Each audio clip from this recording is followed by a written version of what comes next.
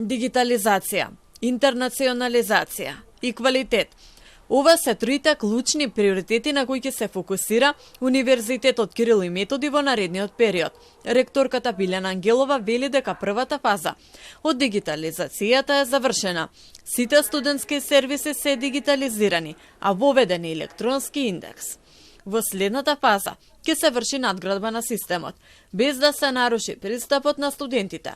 Ангелова очекува поголема соработка со странски универзитети и нови заеднички проекти, што според неа ќе придонесат за повисоки стандарди во наставата и истражувањето и ќе помогнат УКИМ да се најде на Шангајската листа. Универзитетот да го подобри својот ранг на меѓународните ранг листи.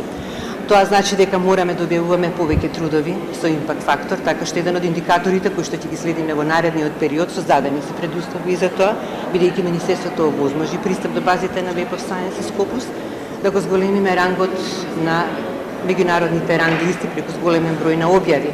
Министерката за образование и наука Весна Јаневска најави дека се подготвуваат 2 нови закони за високо образование и за научно-истражувачка дејност.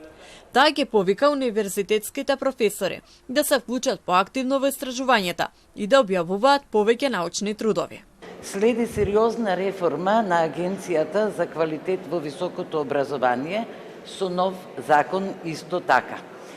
Го зголемивме буџетот за наука минатата година од 380 на 680 милиони денари и само за 3 повици за универзитетите, факултетите, јавните научни установи и МАНУ вложивме 374 милиони денари за да ја развиеме и науката. УКИМ досега не се најде на Шангајската листа, но академската заедница очекува со овие реформи да се доближи до европските универзитети. До пред 1 година УКИМ се наоѓаше на листата на Центарот за рангирање на светски универзитети на 1990-то место од можни 2000.